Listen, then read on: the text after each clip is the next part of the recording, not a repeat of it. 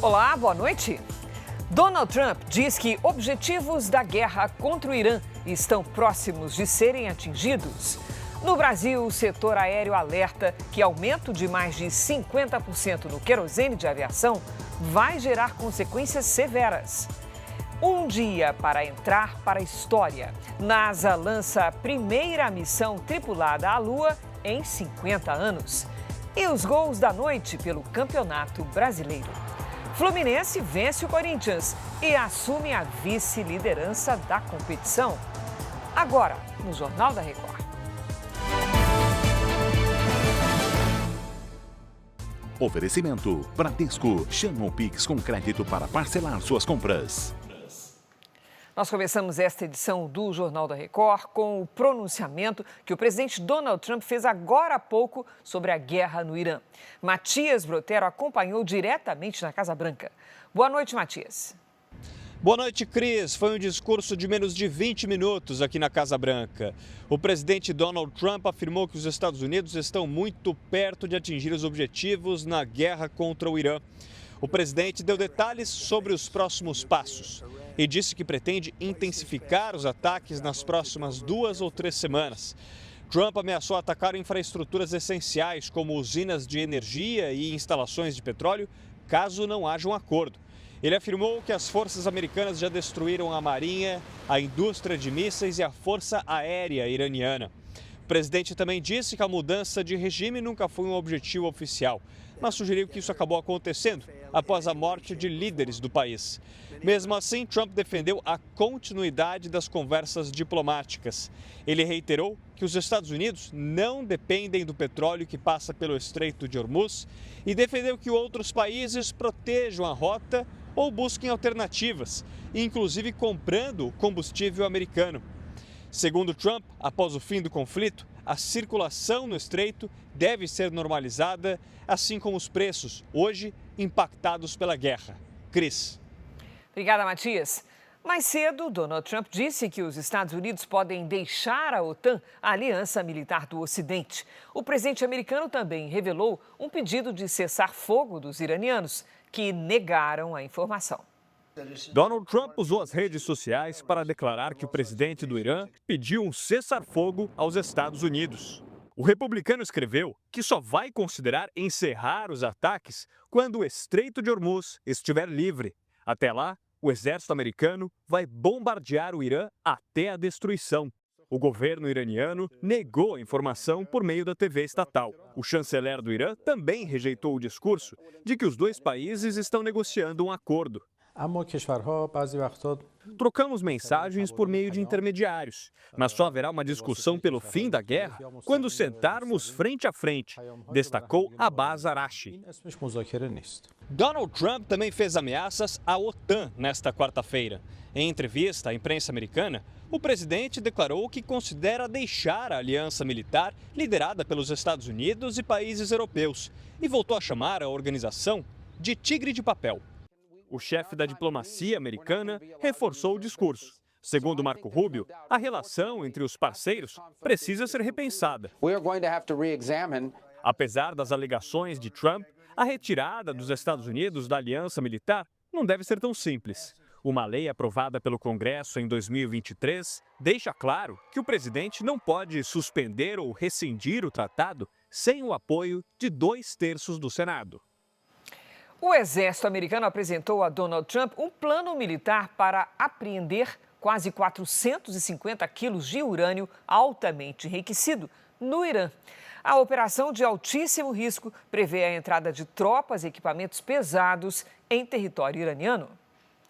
Ainda sem a aprovação da Casa Branca, o plano tem o objetivo de permitir que aviões de carga possam retirar o material radioativo das instalações iranianas o mais rápido possível. Como preparação, o Pentágono já dobrou a frota de aviões de ataque no Oriente Médio, com modelos usados no suporte a tropas em solo. A Agência Internacional de Energia alertou que a crise do petróleo deve piorar em abril. Países europeus discutem medidas para a segurança da navegação no Estreito de Hormuz. O primeiro-ministro britânico Keir Starmer anunciou que vai reunir 35 países para discutir medidas que garantam a segurança da navegação no Estreito de Hormuz sob controle do Irã. Ele reforçou que a OTAN segue como a aliança militar mais eficaz numa resposta às críticas de Donald Trump, que ameaçou retirar os Estados Unidos do bloco. A Agência Internacional de Energia alertou que a crise do petróleo tende a ser pior em abril. A previsão é de queda acentuada na oferta, impacto na economia mundial e risco de agravamento da crise energética por causa da situação no Estreito de Hormuz.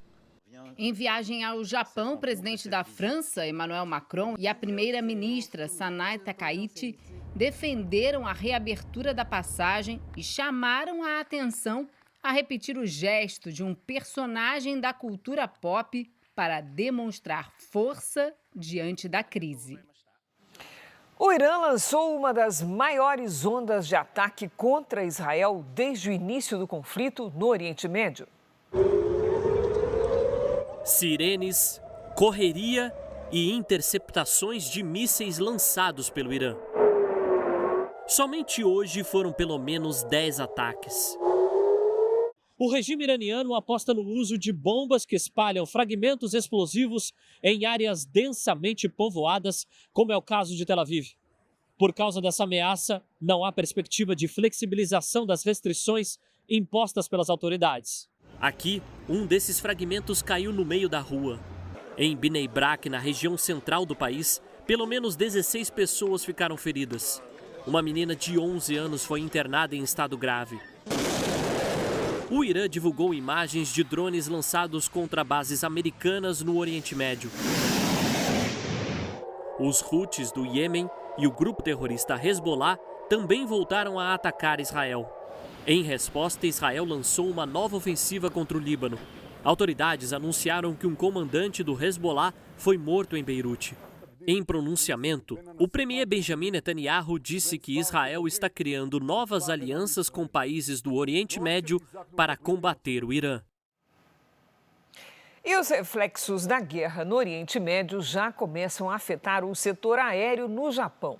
As duas maiores companhias do país planejam aumentar, a partir de junho, as taxas de combustível para voos internacionais.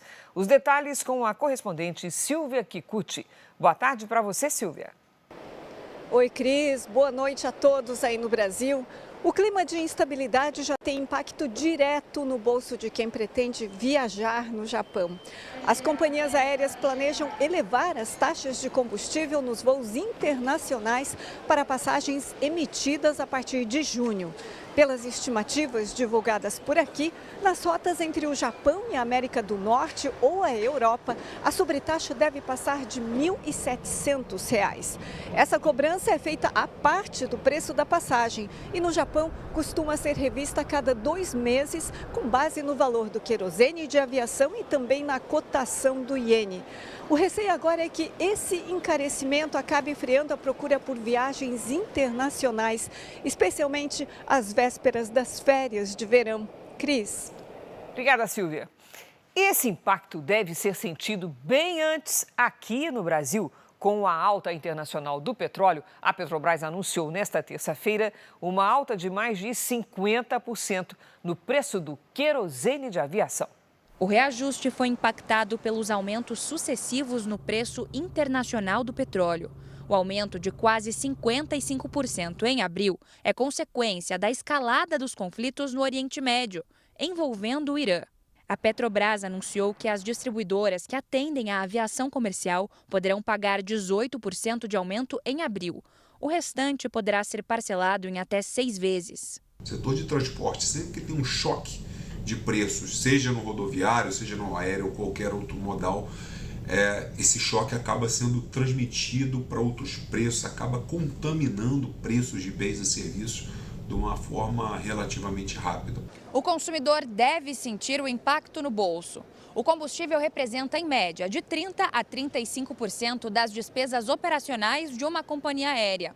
O primeiro efeito deve ser o aumento no valor das passagens aéreas, principalmente em voos domésticos.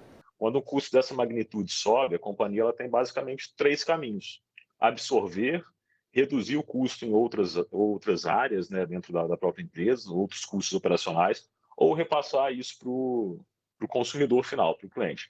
Na prática, a gente percebe que acontece um pouco dos 3. Além dos voos comerciais, o setor de táxi aéreo também deve ser afetado. Ao JR Entrevista, o diretor do Sindicato Nacional das Empresas do Setor afirmou que há risco de paralisação. A gente pode ter um colapso no setor. Em torno de 70% das empresas de táxi aéreo, eles prestam algum tipo de serviço para algum ente público.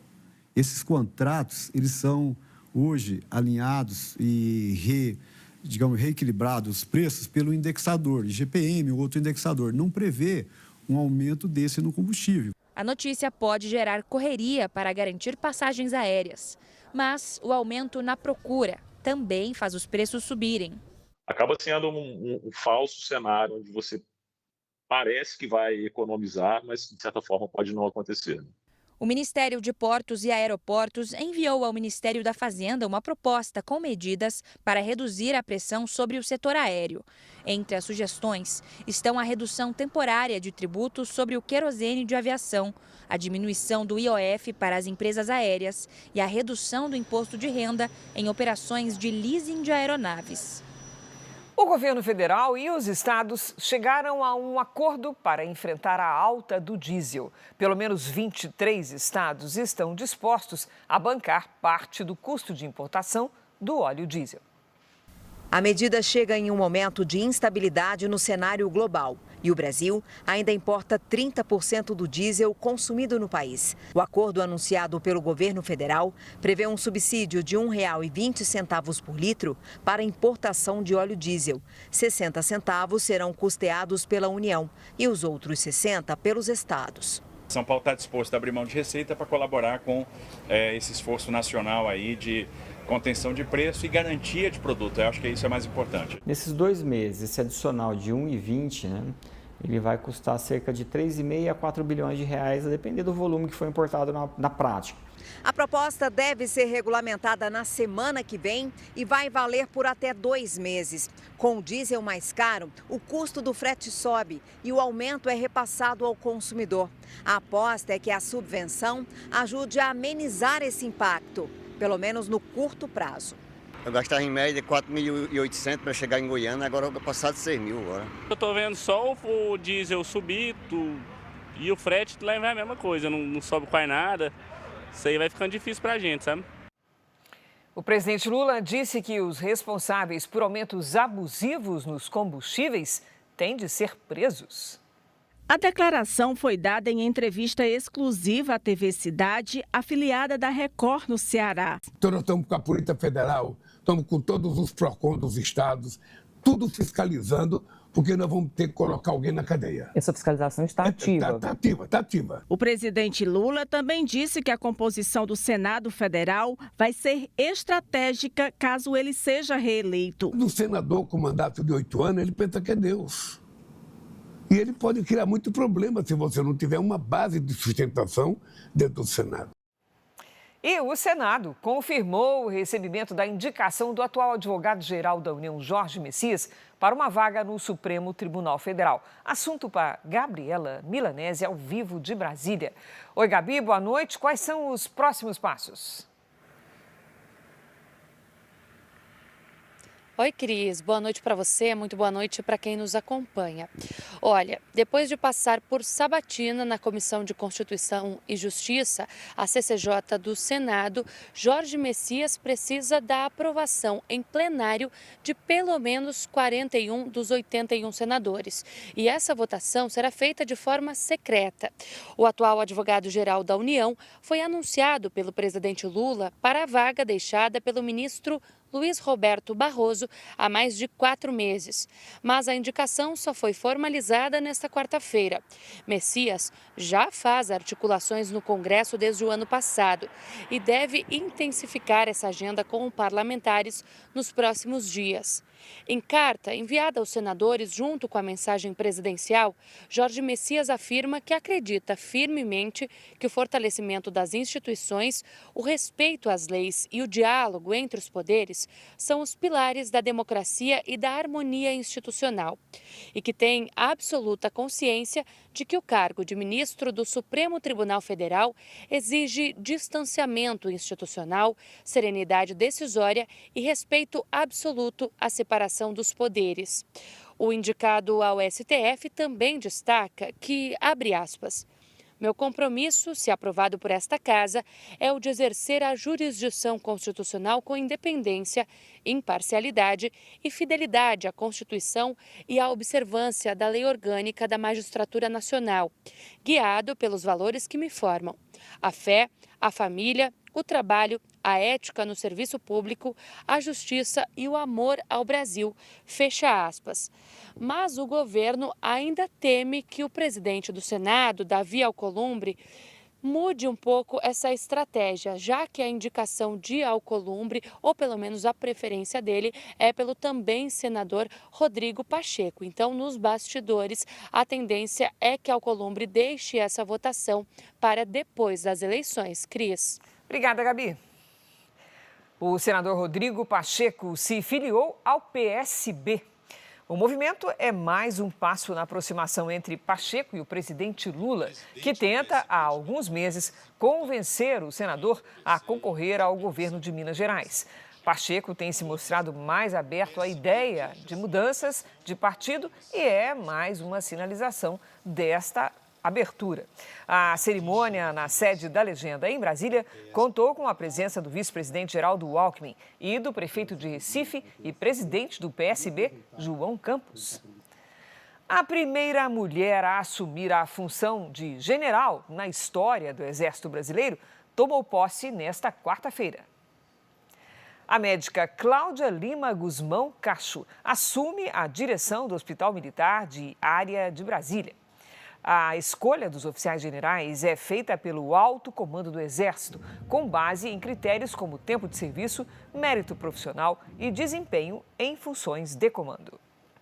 A ministra das Mulheres, Márcia Lopes, comemorou a sanção da lei que vai aumentar a licença paternidade.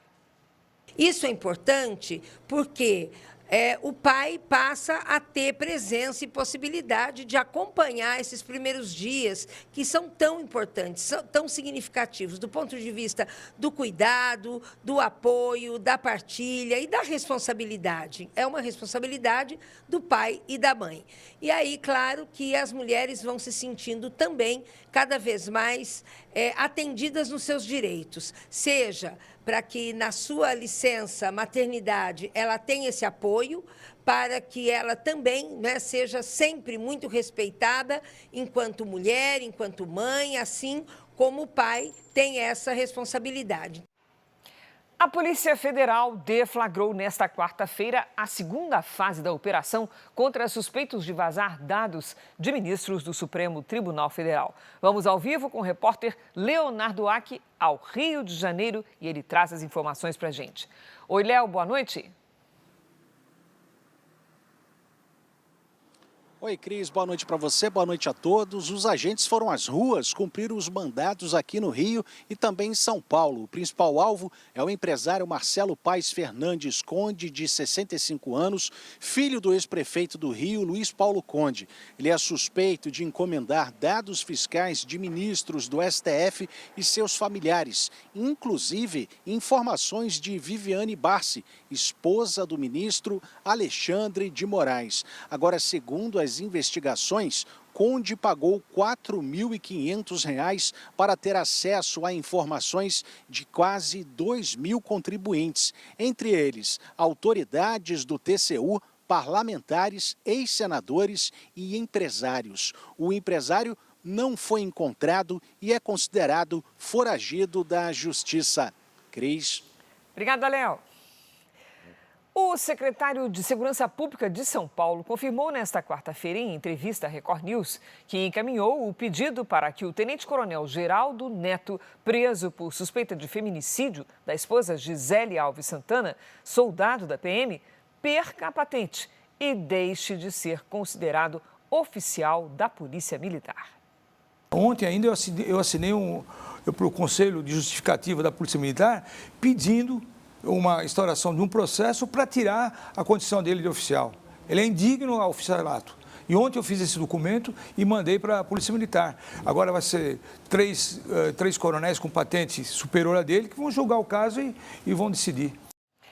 A Anvisa aprovou um novo medicamento para o tratamento de adultos com um tipo agressivo de câncer de pulmão, já em estágio avançado da doença. Vamos a Belo Horizonte conversar com o Pablo Nascimento, que traz os detalhes dessa informação. Excelente notícia, não é, Pablo? Boa noite.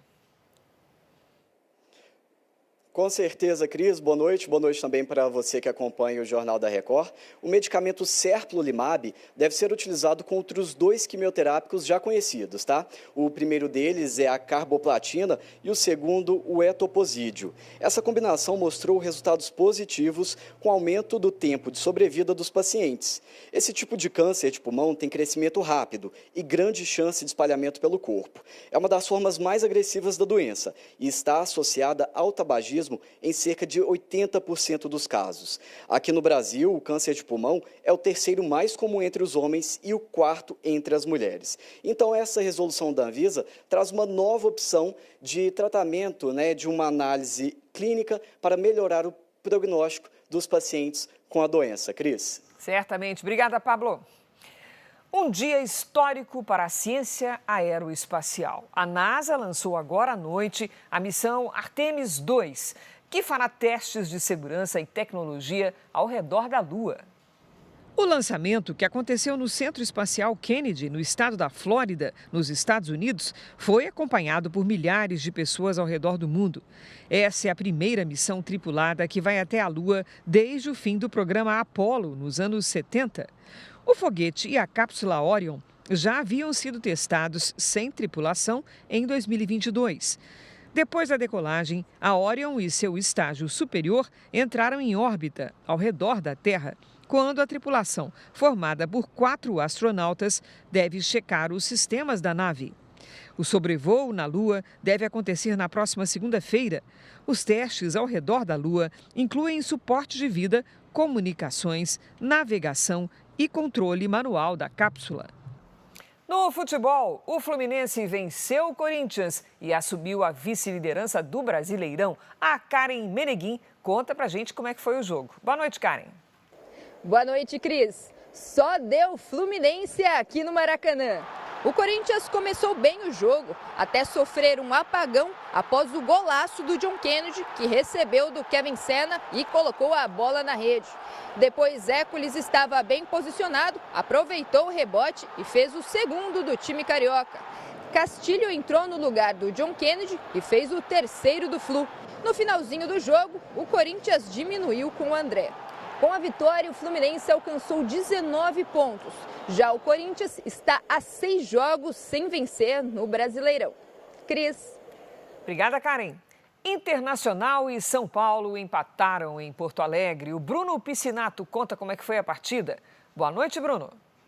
Oi, Cris, boa noite. Aqui no estádio Beira-Rio, em Porto Alegre, Internacional e São Paulo empataram em 1-1. O time da casa parecia que ia conseguir a terceira vitória seguida. O Inter vinha de 2 vitórias, abriu o placar com Alejandro, camisa 9, aos 23 minutos do primeiro tempo. Mas na segunda etapa, o técnico Roger Machado do São Paulo colocou a equipe para frente, foi em busca desse empate. É a primeira vez que o Roger voltou aqui ao Beira-Rio desde que tinha sido demitido, né? O Roger treinou o Inter no ano passado. E aí nessa volta conseguiu então o empate aos 42 minutos do segundo tempo. Wendel cruzou e Caleri, o argentino, camisa 9 do São Paulo, marcou o 5º gol dele no Brasileirão, o gol do empate. Com esse empate, o São Paulo agora está a 3 jogos sem vencer, vinha de 2 derrotas, então tem uma certa pressão. São Paulo fica com 17 pontos na tabela, enquanto o Inter chega a 9 pontos. Agora as duas equipes se preparam para a próxima rodada. O São Paulo, em casa, no sábado, no Morumbis, recebe o Cruzeiro, enquanto o Internacional vai a São Paulo para enfrentar o Corinthians na Neoquímica Arena no domingo. Cris. Valeu, Bruno. O terceiro colocado é o Bahia, que venceu com tranquilidade o Atlético Paranaense. Jogando em Salvador, o Bahia venceu por 3-0. Os 2 primeiros gols foram do centroavante Everaldo. E Luciano Juba completou o placar. Arthur Cabral fez o primeiro do Botafogo contra o Mirassol, que empatou com Shailon num belo chute de longe. Alex Telles, de pênalti, colocou o Botafogo novamente em vantagem. Júnior Santos fez o terceiro. E nos acréscimos, Igor Formiga diminuiu 3-2 Botafogo. O Cruzeiro venceu pela primeira vez no campeonato. A equipe fez 3 gols em 9 minutos e bateu o Vitória. Christian Cauã Moraes e Caio Jorge marcaram para o time mineiro. No Paraná, Tietê colocou o Vasco em vantagem contra o Coritiba, mas os donos da casa empataram com Felipe e Jonathan. Final 1-1. E este foi o Jornal da Record. Você fica agora com Fala que eu te escuto. Boa noite, boa quinta-feira para você.